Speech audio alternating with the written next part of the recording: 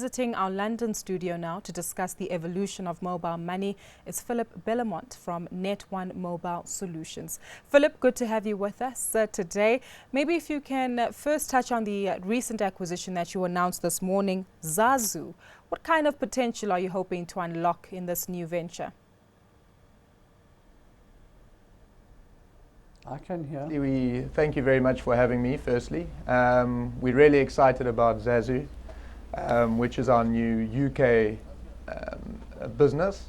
And basically what we've done is that all of the excitement we've generated out of Net1 Mobile Solutions in the last year and a half, we're now wrapping into our global business, which is called Zazu. And the idea will be that we're going to coordinate all of our global efforts to roll out our mobile-centric technologies out of this business. So we're really excited to see what moves we can make in the European market, as well as obviously India, South Africa, of course. Africa we continue to be present in, and then the likes of Korea. Why Europe? Many people think that it's a developed economy, it's made up of developed economies. Why try to brainstorm, or rather trailblaze, this new evolution over there? Well, obviously we're initially a South African born and bred business, so our hearts lie in Africa and South Africa. But we also, from a group point of view, we're a NASDAQ and JSE listed company. So the opportunity for us to grow could have been in either the American market or the African or South African markets.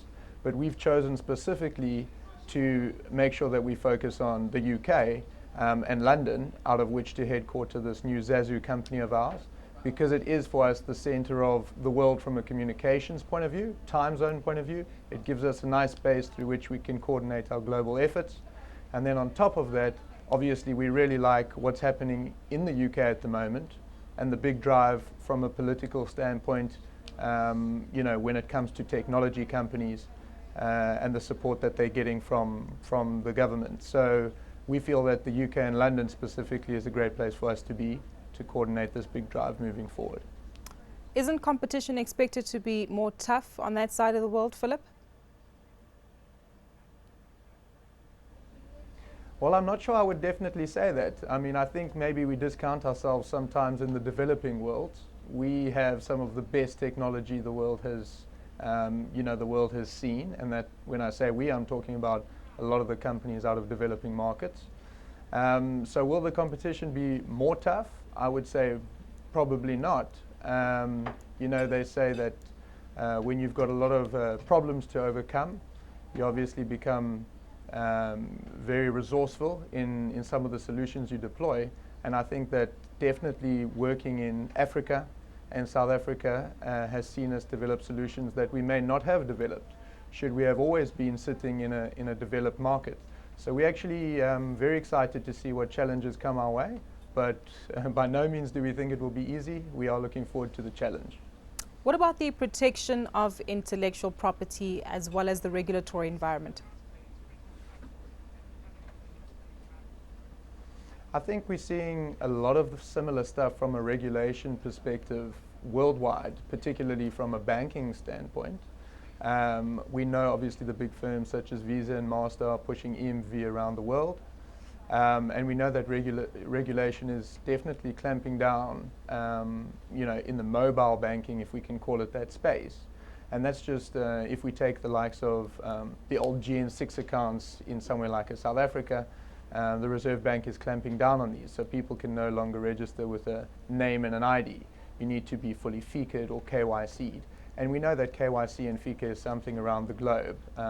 So I think that from a banking standpoint, from a regulation point of view, we're looking to face very similar landscapes where we are looking to conduct business. And with that being said, I think we also are quite familiar with the areas that we're moving into. We already have our office set up in India. We have a company in South Korea. So, and obviously we've been operating in the States for a while, so we're quite familiar with the landscape there from a regulatory perspective. Let's touch on something closer to home. You've also managed to pioneer quite a lot of technological innovations here in South Africa, which have contributed to the development of some communities here in South Africa. The landscape for Africa as a whole, are we moving in the right direction when it comes to innovative technology, in particular as well when it comes to the mobile money space?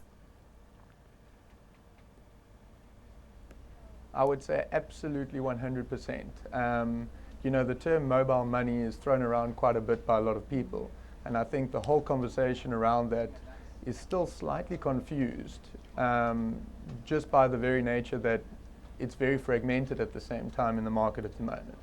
So in Africa, we see that there's a lot of mobile money offerings being made either by network operators, banks, or third parties. And what's happened is that the entire market now has got kind of a fragmented view as to what mobile money really is. Is it the payment mechanism? Is it where you store the actual money? Or is it just a host account that I can access via my handset? But in short, to answer your question, I would say from an Africa and South Africa standpoint, we're definitely driving development in this space. I mean, if we look at the likes of obviously the poster boy of M-Pesa in Kenya, I think that has come and gone. It was great timing. It was a nice platform at the right time. But what we've seen moving forward from that, if you move up to now 2015, is that the problem that we're seeing with mobile money is these platforms can become basically a bartering mechanism that's used to trade your, let's say, your balance. But effectively what ends up happening is that because you cannot agnostically spend that balance, you end up almost having to trade this commodity that you then need to on-sell to realize the currency value of the commodity. And that's something that us as Zazu moving forward are ensuring that we're trying to unlock, whereas when someone receives cash, they want to be able to immediately access that cash and spend it interoperably anyway. And we believe that you need to use some of the traditional banking methodologies combined with mobile solutions to implement that.